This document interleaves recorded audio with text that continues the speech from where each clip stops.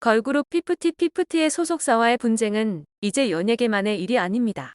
전 국민의 주목을 받고 있는 이 사안은 국회까지 전해졌는데요.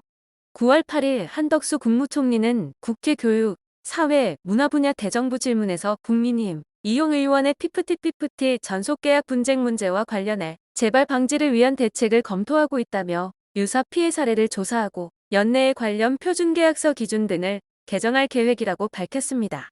또한 한 총리는 K컬처, K팝, K콘텐츠가 한국에 너무나 중요하기 때문에 산업이 지속 가능성을 가지고 발전할 수 있도록 문화체육관광부 등이 업계 의견 수렴을 하고 여러 대책을 만드는 것 같다고 설명했습니다.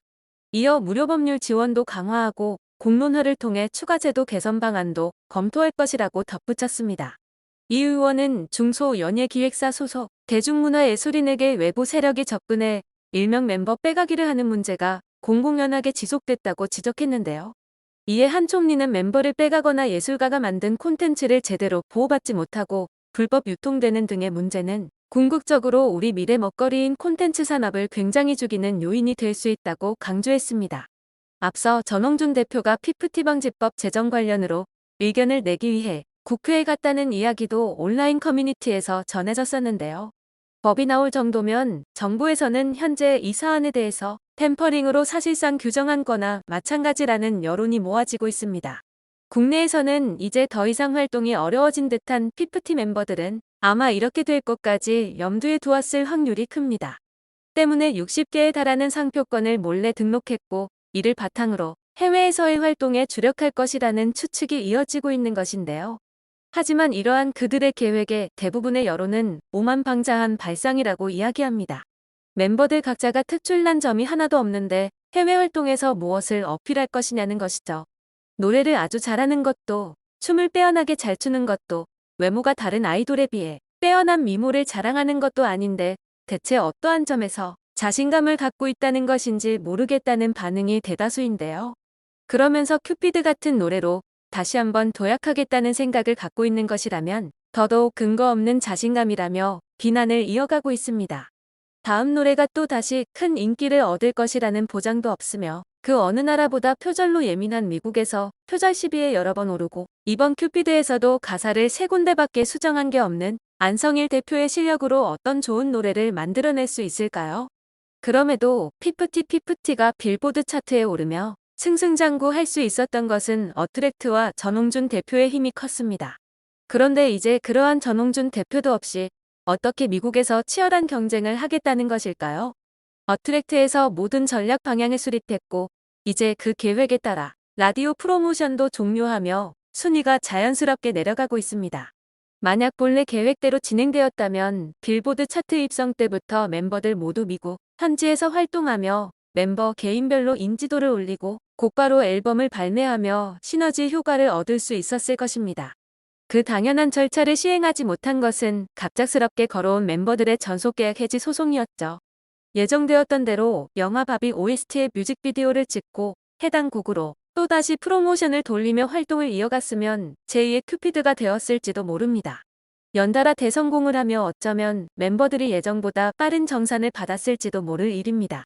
그러나 멤버들은 말도 안 되는 탈주를 시도했고 오히려 아무 활동이 없는데도 불구하고 멤버들의 방해에도 지금까지 차트에서 롱런하고 있다는 것은 전홍준 대표와 어트랙트의 기획력이 대단하다는 것을 보여주는 결과라고 할 수 있습니다.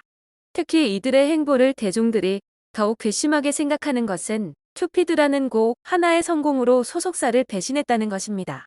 일례로 정말 전 세계를 휩쓸었다고 할 수 있는 싸이의 강남스타일과 비교하여 그들의 현 상황을 바라볼 수 있는데요. 피프티 큐피드의 핫백 최고 순위는 17위였습니다. K-팝 걸그룹 역대 최장기간 진입을 이어가고 있기에 주목을 받기도 했죠. 그리고 강남스타일의 핫백 최고 순위는 2위였습니다. 심지어 당시 별다른 해외 프로모션도 없이 오랜 시간 빌보드에서 장기 집권했기에 그 인기를 전 국민이 느낄 수 있을 정도였습니다.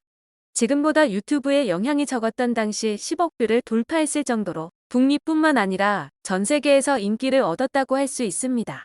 특히 피프티와 가장 큰 차이점은 강남스타일의 경우 빌보드 핫백 순위에 큰 영향을 주는 라디오 스트리밍이 거의 없었다는 점입니다. 하지만 피프티는 라디오 스트리밍 덕분에 빌보드 순위가 올라갔다고 할 수 있을 정도로 프로모션이 적극적이었음에도 강남스타일보다 순위가 낮습니다. 여기서 라디오를 제외하고 보면 강남스타일에 비해 큐피드의 인기가 굉장히 차이가 크다는 것을 알 수 있습니다. 그런데 이랬던 싸이도 강남스타일 이후 미국에서 큰 인기를 끌지 못했습니다. 이해가 안 되는 부분은 이런 싸이도 미국 활동이 쉽지 않은데 강남스타일만큼의 인기를 얻지도 못한 큐피드의 성공만 갖고 해외 활동을 바라보고 한국에서의 이미지는 추락하든 말든 신경을 안 쓰고 있다는 것입니다. 싸이의 경우 미국 활동을 접었어도 아쉬운 마음을 남겨두고 돌아올 수 있었습니다. 왜냐하면 국내에서 이미 톱스타의 인지도를 갖고 있었기 때문이죠. 또한 강남스타일만큼 이후의 곡들이 성공하지 않았어도 새로운 곡을 발매하면 해외 팬들이 찾아 듣습니다. 강남스타일을 불렀던 싸이라는 가수를 기억하고 있기 때문입니다. 즉, 아무리 외국에서 인기가 있다 해도 한국 가수라면 국내에서의 기반이 탄탄하게 잡혀 있어야 한다는 것입니다. 하지만 현재 피프티 멤버들의 행보를 보면 더 이상 한국에는 미련이 없다는 듯이 행동하고 있죠. 일각에서는 이들이 워너뮤직의 지원을 받아 해외 활동을 준비 중이라고 추측하기도 합니다. 그것이 사실일지라도 과연 상품 가치가 떨어질 대로 떨어지고 상품성이 제대로 입증도 안 됐고 한국에서 미움을 받아 K-팝 아이돌이라는 타이틀도 쓸 수 없는 이들을 장기적으로 밀어줄 수 있을까요? 그럼에도 이들이 해외 활동을 할 수 있다고 아직도 믿고 있다면 이는 누군가의 가스라이팅 아니고서는 일반적인 사람의 생각에서는 절대 이해할 수 없는 사고방식입니다. 일각에서는 안성일 대표가 바이아웃 200억 제안이 왔을 때 멤버들 부모에게 그 돈을 나눠줄 테니 어트랙트와는 관계를 해결하고 자신을 따라오라고 부추겨 이 사단이 났다고 짐작하기도 합니다. 그리고 이렇게까지 된 상황에서 멤버들도 선뜻 어트랙트로 다시 돌아올 수 없는 이유는 이미 안성일 대표를 통해 멤버들 가족들이 돈을 일정 금액 받았고 지금 진행되는 소송을 더불어 앞으로 있을 여러 소송 비용까지 안성일 대표 측에서 대주기로 하며 채무관계가 형성되었기 때문이라는 이야기도 있죠. 그 짐작이 맞다면 먼저 꼬드긴 측이 가장 잘못이 크지만 말도 안 되는 이야기에 홀라당 넘어가 소속사를 배신한 멤버들과 가족들에게도 잘못이 없다고 할 수는 없겠습니다. 모두 자업자득입니다. 멤버들의 마음을 굳히기 위해서인지 남아있는 팬들의 마음을 결속시키기 위해서인지 혹시라도 바뀔지 모를 여론을 위해서인지 알 수 없지만 이들의 여론몰이 공작은 계속 이어지고 있는 듯합니다. 특히 K-팝 칼럼니스트라며 그것이 알고 싶다에까지 나와 멤버들과 더기버스 편에 서서 언론 플레이를 시도하는 제프 벤자민은 계속해서 야금야금 이들의 해외 활동 기반을 다지고 있습니다. 최근 그는 미국의 포브스지에 한 칼럼을 기재했는데요. 제목은 피프티 소속사 어트랙트, K-팝 그룹과 법적 공방 중 $750만 해외 투자 유치입니다. 제목만 봐서는 그저 뉴스 기사를 그대로 옮겨둔 듯하지만 내용을 자세히 들여다보면 그의 교묘한 작업임을 알아낼 수 있습니다. 먼저 그는 싱가포르 에버그린 그룹 홀딩스와 어트랙트가 투자 유치 업무 협약을 체결한 것에 대해 이야기를 꺼냅니다. 그런데 엉뚱하게도 여기서 굳이 가수 하성운과 관련해 투자를 하는 것처럼 하성운의 이름을 굳이 언급합니다. 이미 하성운은 소속사를 다른 곳으로 옮긴 지 한참 지났는데도 말이죠. 또한 전홍준 대표가 피프티를 만들기 위해 롤렉스 시계, 고급 자동차 등을 팔아 자금을 조달했다고 이야기하며 K-팝 가수는 출시 비용이 많이 드는 것으로 악명이 높다라며 부정적인 뉘앙스로 비꼬는데요. 그런데 다음에 이어서 다른 소속사의 가수인 알렉사는 데뷔하는데 비교적 적은 비용이 들었다며 피프티와 비교하듯 이야기합니다.